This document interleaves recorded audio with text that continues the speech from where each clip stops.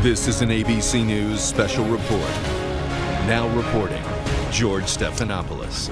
Good day. We're coming on the air right now because the governor of New York is about to give a briefing on a series of explosive devices that have been sent to prominent public figures, including the homes of President Obama and President Clinton. You see the map right there. This began on Monday, a bomb to the home of George Soros in Westchester County, New York. On Tuesday, a bomb addressed to Hillary Clinton to the Clintons' home in Chappaqua.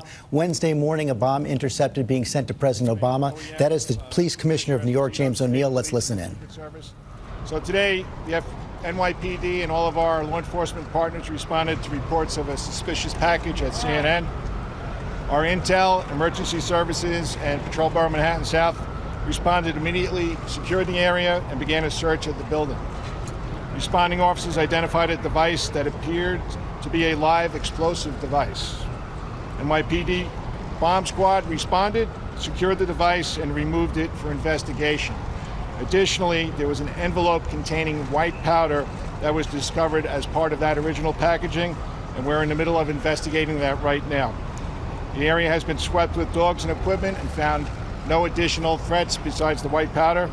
And working with our law enforcement partners, we responded swiftly to secure the scene. NYPD is currently deploying resources around the city out of abundance of caution. If anyone sees something that looks suspicious, please call 911. Anyone with information about this incident today or about incidents in the New York area, please call 1-888 New York City Safe. We've seen this before, and we've seen worse, and we will not be intimidated, and we will bring these perpetrators to justice. Mr. Mayor? Thank you very much, Commissioner. What we saw here today was an effort to terrorize. This clearly is an act of terror, attempting to undermine our free press and leaders of this country through acts of violence. I want to make very clear that the people of New York City will not be intimidated, that we are going to go about our lives undeterred, because the very concept of terrorism is to change us, and we will not allow that to happen. You cannot be terrorized if you refuse to allow the terrorists to win. People of this city have shown time and again that they stand up in the face of these efforts to intimidate. And I want to thank the people of New York City for the way they're handling this situation today. I also want to thank our first responders. Commissioner, to you and all the men and women of the NYPD, thank you for your extraordinary efforts today. To FDNY, Office of Emergency Management, our state partners, our federal partners, everyone worked swiftly to address this situation and contain it. I also want to commend everyone at CNN for the professionalism with which they handled this very troubling incident. We, at this time, do not have other credible and specific threats against locations in New York City. I want to let all New Yorkers know you can go about your daily routine knowing the NYPD and all these other agencies are here to protect you. It's important to note that this is an ongoing investigation. As we have more information, we will provide it. But I emphasize there is no specific threat against any other location in this city at this time. That said, the NYPD and all of our partners have reinforced our very clear, visible presence at key media locations around New York City and other important locations. So you will see a lot more police presence. That should be reassuring to all New Yorkers. Finally, I want to say this is a very painful time in our nation. It's a time when people are feeling a lot of hatred in the air. And incidents like this exacerbate that pain and exacerbate that fear. We cannot let the acts of a very few change who we are. It's really important at a moment like this to remember the vast majority of Americans, the vast majority of New Yorkers are good people trying to live in peace with each other. There are a few people, we don't know who they are today, but there are a few people trying to tear us apart through acts of violence. It is imperative that we ensure they fail. It is imperative that we act as the good and decent people that we are. This is a moment in history that's painful, but it will pass. This too shall pass. But today, the important point is everyone can rest assured the NYPD and all other agencies are out in force to protect the people of this city and to make sure that they can go about their lives safely. Thank you. Governor Cuomo. Thank you. Thank you, Mayor. Thank you, Commissioner.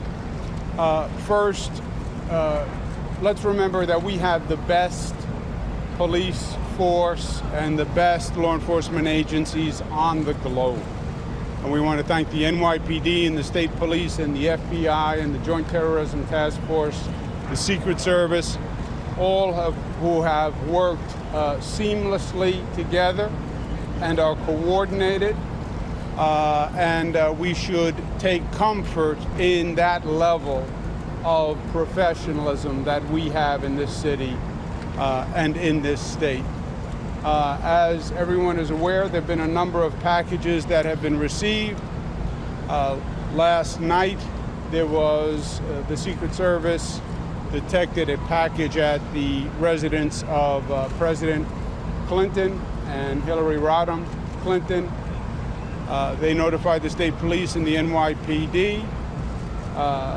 We personally checked on the president's residence in Chappaqua at about 4:30 this morning, and everything was fine there. This morning, obviously, we have the CNN package, and I want to echo the professionalism with which CNN has handled the situation and the cooperation that they brought to the situation. So I would like to thank them for that. This is the world we live in. Terrorism, the attempt to spread fear, is the world that we live in. It is heightened lately. The mayor is exactly right.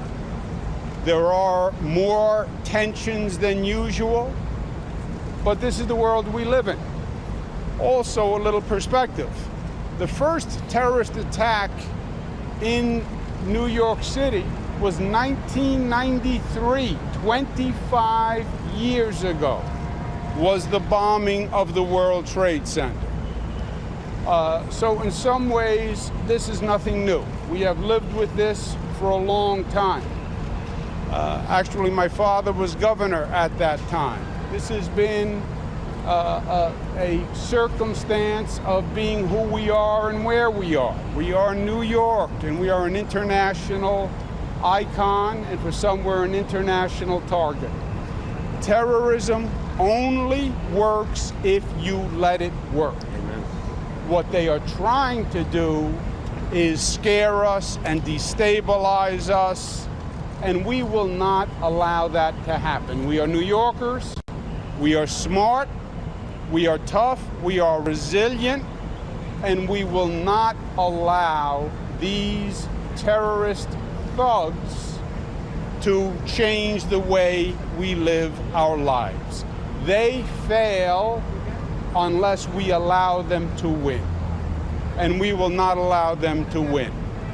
Now, as the commissioner said, you'll see increased police presence from the NYPD, from the state police, from the MTA police, from the Port Authority police. You shouldn't be alarmed. There'll be more police on subways, more police on the streets, more police. There you have it. Governor of New York, Andrew Cuomo, along with the mayor of New York City, the police commissioner of New York City, reporting on a series of explosive devices sent to multiple locations across the country, including the CNN headquarters in New York. I want to show you a picture of the bomb that was sent to CNN, the explosive device that was sent to CNN. This morning, you see it right there, addressed to John Brennan, President Obama's former director of intelligence in the White House. Similar devices, it appears, were sent to the homes of President Clinton in Chappaqua, New York, addressed to Hillary Rodham Clinton, sent to President Obama in Washington, D.C., intercepted before it got to the home.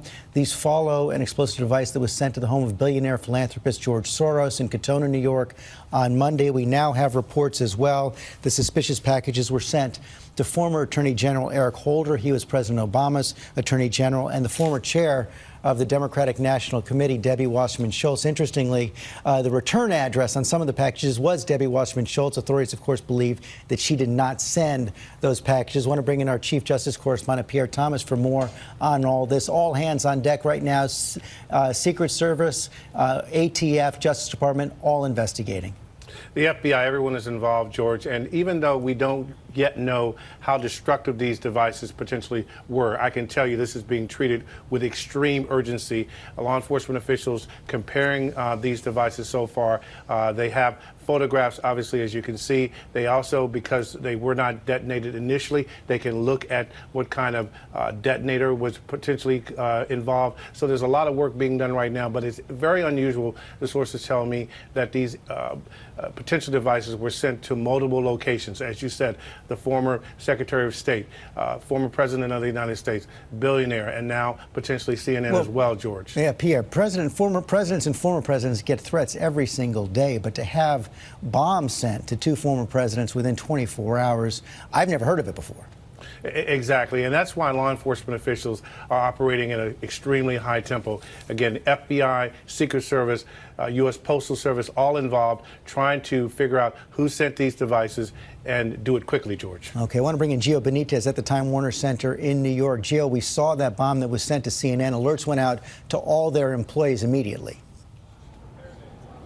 Yeah, that's right, George. That device was actually sent to the mailroom. It went to the mailroom. That's where it was spotted. And then they ended up going ahead and evacuating the floor right above the mailroom and under the mailroom. And so also the CNN newsroom was also evacuated at that time. And so when we got here, we saw that there was a containment truck already in place here with the NYPD bomb squad. And you know what? We have to go ahead and go back for a second. Okay, thank you, Gio. I know they're continuing the press conference right there in New York. In the meantime, Cecilia Vega at the White House, the president has been briefed. He has, George. In fact, the White House says that he is taking the situation very seriously. He has been briefed on this suspicious package situation. Let me show you this tweet right there. This is what we've heard directly from the president himself. I agree wholeheartedly. He's there repeating, or he's retweeting the vice president's tweet. The vice president says these cowardly actions are despicable and have no place in this country.